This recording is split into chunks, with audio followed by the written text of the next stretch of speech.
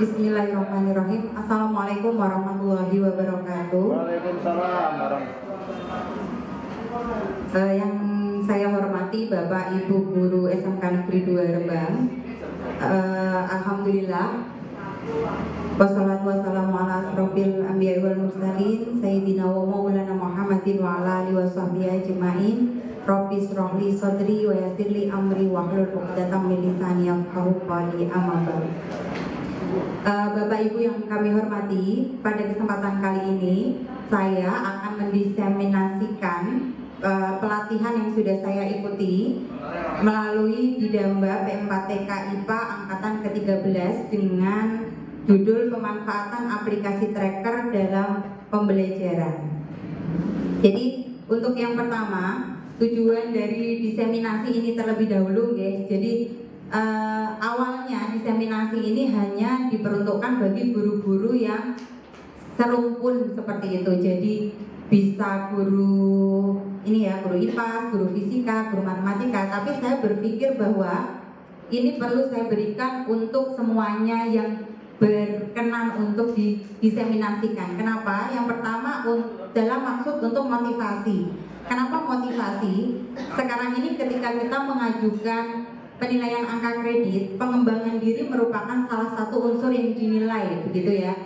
Jadi kalaupun kita ingin, tidak hanya karena ingin mengembangkan diri, tetapi ketika ada teman yang diseminasi, setidaknya oh ya, ingat kembali bahwa pengembangan diri itu perlu dilakukan oleh Bapak Ibu guru, terutama yang PNS, begitu ya.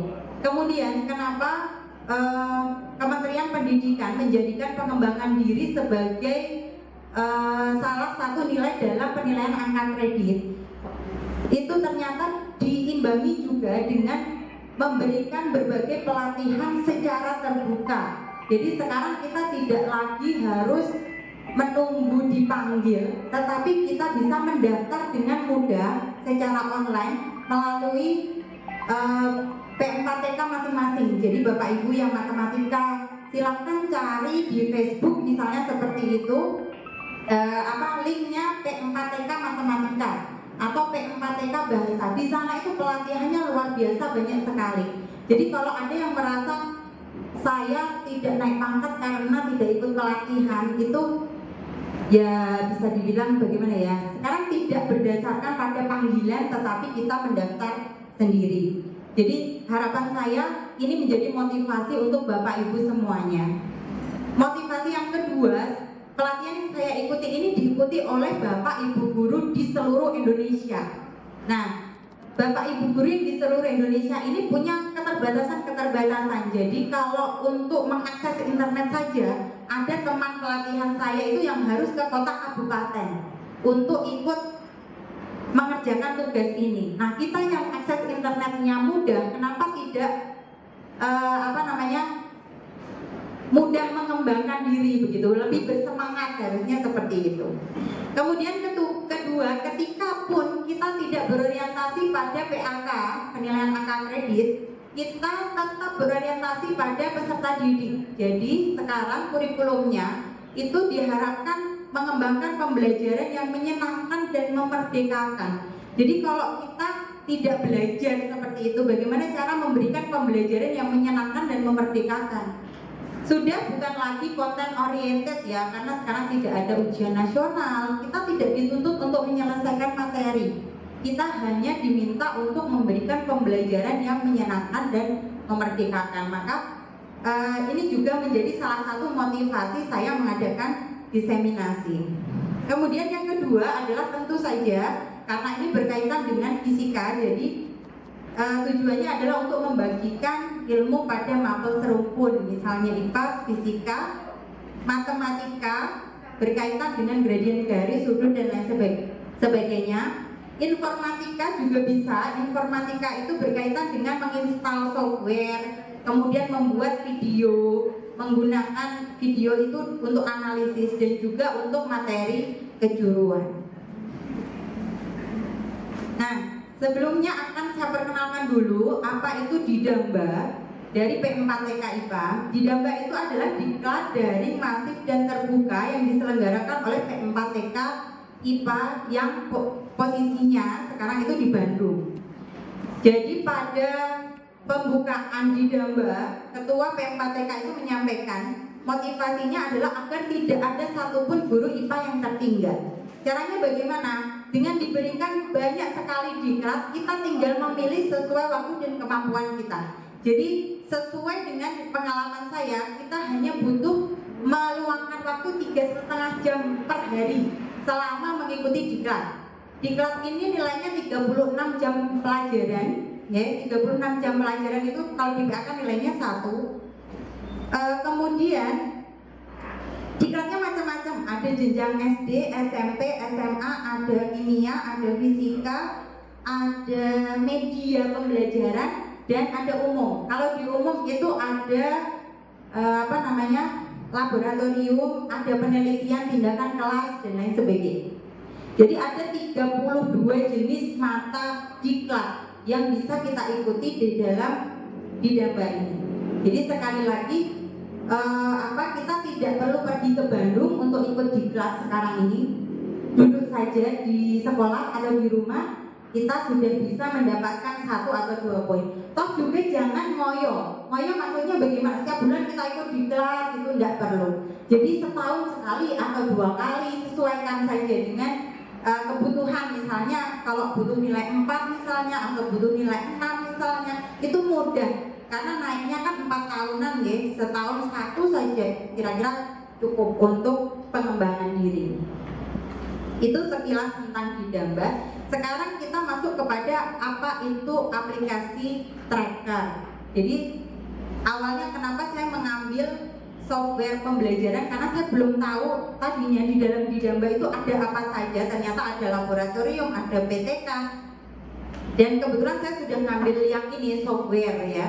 Jadi pada software tracker ini kita menggunakan video untuk menganalisis gerak ya. Jadi kalau dulu saya sendiri kalau ngajar gerak gitu, gerak lurus berubah beraturan, itu berarti kalau naik motor saya cepat berarti gerak lurus berubah beraturan. Kalau semakin lambat berarti diperlambat. Kalau benda dijatuhkan berarti jatuh bebas. Sekarang itu bisa di video langsung geraknya, kemudian dimasukkan ke aplikasi, langsung bisa muncul grafiknya. Yang gradient garisnya kita ketahui sebagai percepatan atau percepatan gravitasi atau kecepatan, itu nggak perlu lagi membayangkan. Jadi anak-anak tidak perlu lagi membayangkan, oh ini disebut sebagai gerak lurus berubah beraturan, tapi betul-betul sesuai kenyataan, langsung masuk ke video gitu. Jadi ini bisa digunakan juga untuk Bapak Ibu yang mengajar matematika, gradient garis misalnya. Jadi pada saat pembelajaran langsung saja anak-anak diminta untuk buat video gerak seperti itu, kemudian dimasukkan. Nah, nanti itu dianalisis di sana. Jadi software ini merupakan software yang tidak berbayar, jadi gratis, yang bisa diakses secara bebas, dikembangkan oleh Open Source Physics. Kalau mau menginstal itu ini alamatnya ya. Jadi dia singkatnya mengubah video menjadi aplikasi, menjadi grafik, menjadi analisis, bahkan persamaan dengan mudah gitu. Jadi ini penampakannya aplikasi tracker. Kalau sudah dibuka dari Physics tadi ya, alamat tadi, aplikasinya seperti ini, tinggal diinstal seperti ketika kita menginstal printer gitu ya. Setelah diinstal akan muncul seperti yang di bawah ini. Nah, setelah muncul seperti yang di bawah ini dengan langkah-langkah install yang nanti bisa saya berikan lewat, kita membuat video pembelajaran. Nah, pada saat pelatihan contohnya itu video gerak lurus berubah beraturan. Jadi pakai mobil mainan anak-anak yang ditarik kemudian jalan sendiri itu ya, menggunakan jarak 1 meter. Memang bisa digunakan untuk mengukur percepatan, tapi kan menurut saya tidak ada tantangannya karena kita tidak menuju sesuatu nilai. Maka saya mencoba gerak jatuh bebas. Kenapa kok gerak jatuh bebas? Gerak jatuh bebas itu butuh percepatan ke bawah yang nilainya harus sama dengan percepatan gravitasi. Bisa enggak video saya itu menghasilkan gradien garis atau percepatannya sama dengan percepatan gravitasi? Itu lebih menantang karena ada standar percepatan gravitasi antara 9,8 sampai 10 meter per sekon kuadrat. Itu jadi ini bisa digunakan untuk menentukan persamaan kecepatan, menentukan persamaan posisi, dan menentukan percepatan gravitasi. Bentar, ini saya bukakan.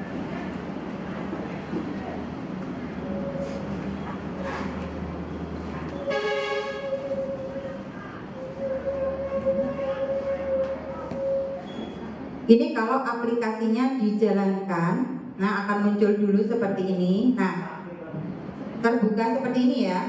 Kemudian kita buka video yang sudah pakai Android biasa ya. Tidak usah pakai Android yang terlalu ini yang spesifikasinya harus seperti ini, harus seperti ini, tidak seperti itu. Jadi Android biasa saja.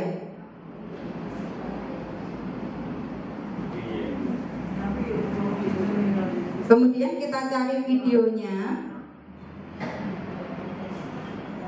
Nah, ini video jatuh bebas MP4 ya, karena dari grafik biasa. Nah, ini langsung masuk ke aplikasinya.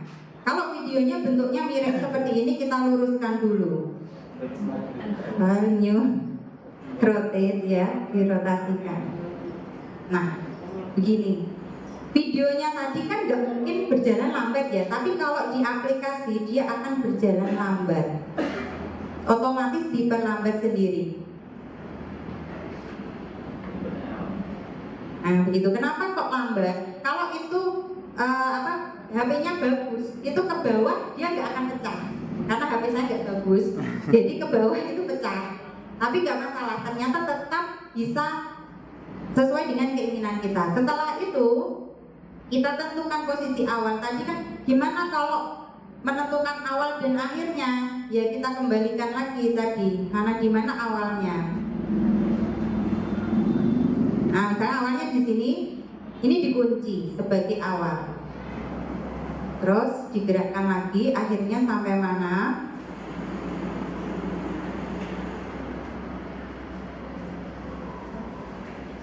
Nah, ini pecah kalau punya saya karena HP saya tidak begitu bagus. Ini posisi akhirnya. Jadi kalau dijalankan itu hanya dari awal sampai akhir. Jadi video yang tidak dibutuhkan tidak akan digunakan. Itu yang pertama. Kemudian kita menentukan titik kalibrasinya, jaraknya, calibration stick. Ini di sini.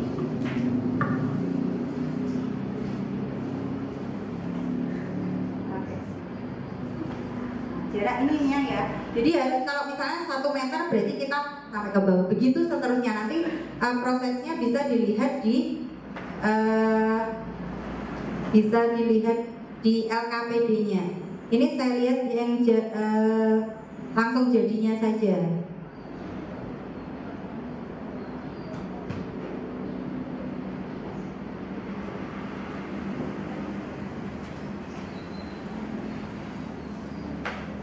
Nah, langsung jadinya seperti ini. Jadi ketika bendanya bergerak tadi, kita tracking.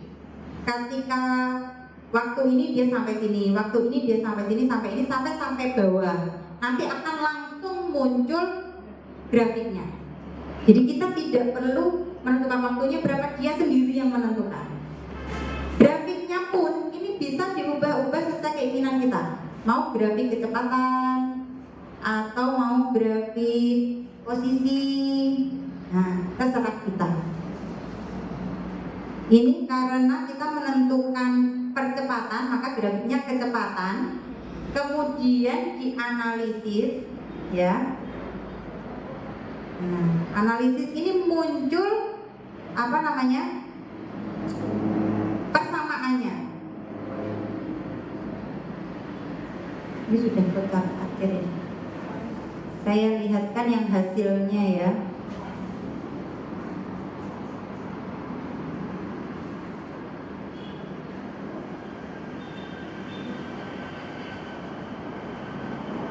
Tidak bisa ditampilkan? Bisa.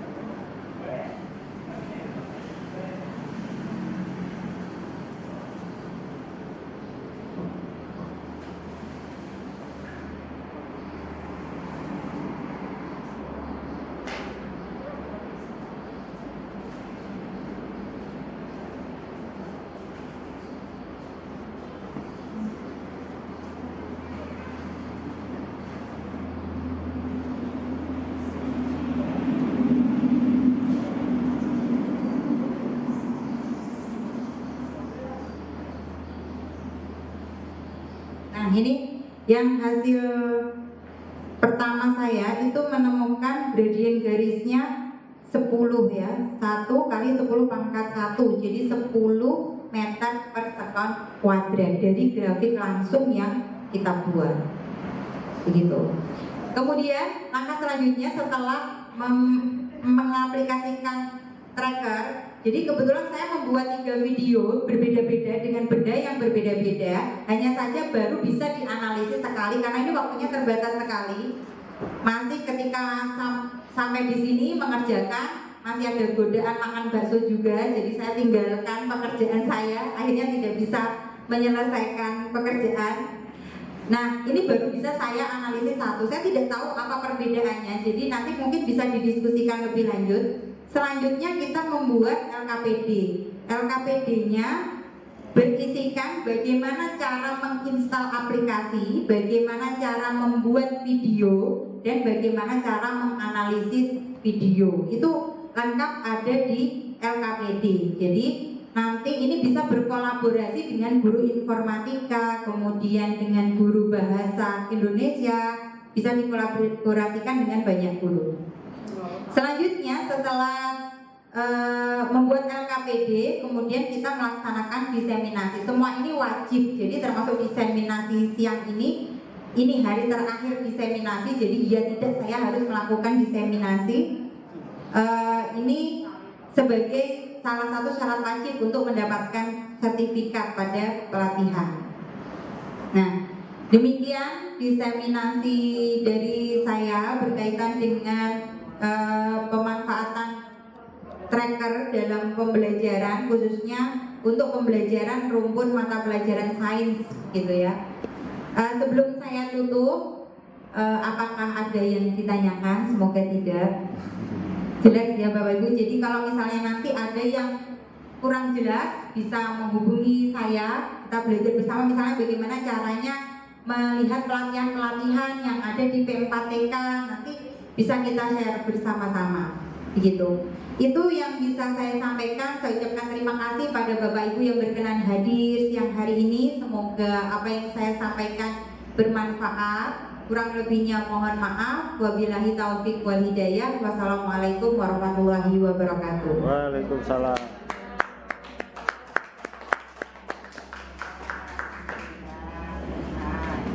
Sampun Bu. Lah tanya jawab, gak ada yang tanya.